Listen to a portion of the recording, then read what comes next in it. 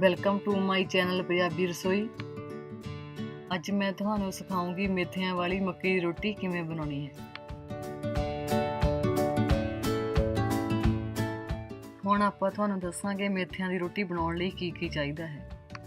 3 ਮਿਰਚਾਂ, 1 ਪਿਆਜ਼, 2 slice ginger, ਲੂਣ, हाफ गुच्छी धनिया कट के लिया, 1 गुच्छी मेथियां दी ते मक्की दा आटा, बटर, 1 स्पून वैजीटेबल ऑयल,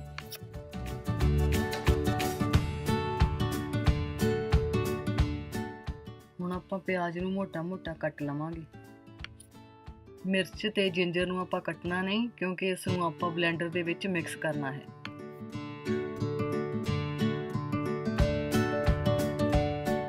धनिया ते मेथे नूं आपां इकट्ठे ही वॉश कर लवांगे।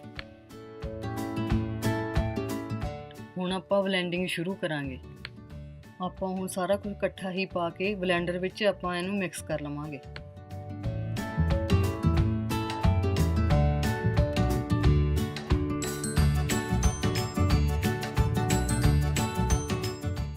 ਹੁਣ ਆਪਾਂ ਪੂਰੀ ਤਰ੍ਹਾਂ ਇਸ ਨੂੰ ਬਲੈਂਡ ਕਰ ਲਵਾਂਗੇ।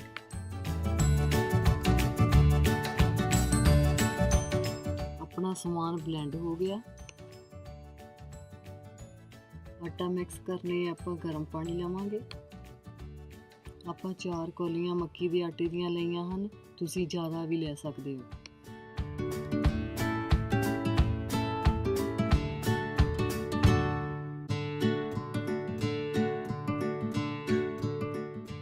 नमक ऐड करांगे। मैं 2.5 स्पून ले ने, तुसी अपने टेस्ट के अकॉर्डिंग ले सकते हो। हुण आपां इहनूं आटे दे विच ऐड करांगे। हुण आपां इहनूं चंगी तरह मिक्स करांगे ते इहदी डो बनावांगे।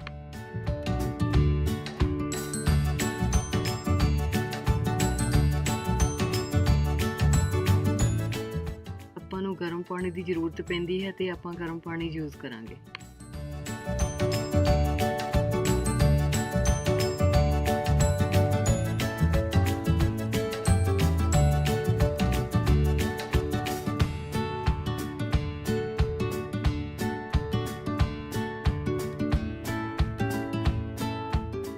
ਆਪਣੀ ਡੋ ਰੈਡੀ ਹੈ।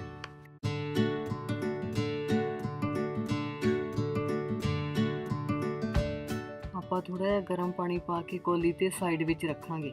ਮੈਂ ਤੁਹਾਨੂੰ ਦੱਸੂਗੀ ਮੱਕੀ ਦੀ ਰੋਟੀ ਕਿਵੇਂ ਬਣਾਉਣੀ ਹੈ। ਉਹਦੇ ਲਈ ਪਹਿਲਾਂ ਆਪਾਂ ਵੈਕਸ ਪੇਪਰ ਲਵਾਂਗੇ ਥੋੜਾ ਜਿਹਾ, ਤੇ ਤੁਹਾਨੂੰ ਹੱਥ ਦੇ ਨਾਲ ਨਹੀਂ ਆਉਂਦੀ ਰੋਟੀ ਤਾਂ ਮੈਂ ਤੁਹਾਨੂੰ ਵੈਕਸ ਪੇਪਰ ਤੇ ਬਣਦੀ ਦਿਖਾਉਂਗੀ ਕਿਵੇਂ ਬਣਦੀ ਹੈ। ਬਹੁਤ ਈਜੀ ਹੈ। ਹੁਣ ਆਪਾਂ ਮਿਡ ਹੀਟ ਤੇ ਤਵਾ ਰੱਖ ਦੇਵਾਂਗੇ।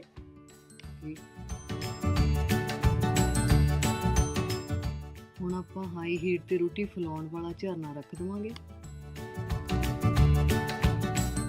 ਹੁਣ ਆਪਾਂ ਥੋੜਾ ਜਿਹਾ ਵੈਜੀਟੇਬਲ ਆਇਲ ਲਵਾਂਗੇ, ਉਸ ਨੂੰ ਵੈਕਸ ਪੇਪਰ ਤੇ ਗਰੀਸ ਕਰਾਂਗੇ ਜਿਹੜਾ ਕਿ ਆਪਣੀ ਰੋਟੀ ਨਾਲ ਨਾ ਚਿਪਕੇ। ਹੁਣ ਆਪਾਂ ਹੱਥ ਨੂੰ ਥੋੜਾ ਜਿਹਾ ਪਾਣੀ ਲਾਵਾਂਗੇ ਤੇ ਪੇੜਾ ਬਣਾਉਣਾ ਸ਼ੁਰੂ ਕਰਾਂਗੇ।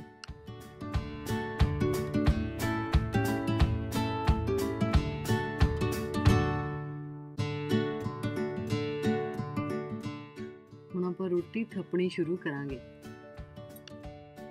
ਹੁਣ ਇਸ ਨੂੰ ਆਪਾਂ ਪੂਰੀ ਤਰ੍ਹਾਂ ਬਣਾਵਾਂਗੇ।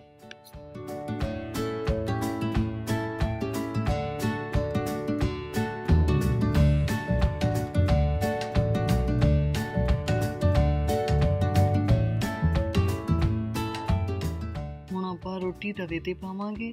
ਤੁਸੀਂ ਤਵੇ ਤੇ ਬਟਰ ਵੀ ਲਗਾ ਸਕਦੇ ਹੋ ਕਿ ਰੋਟੀ ਚਿਪਕੇ ਨਾ।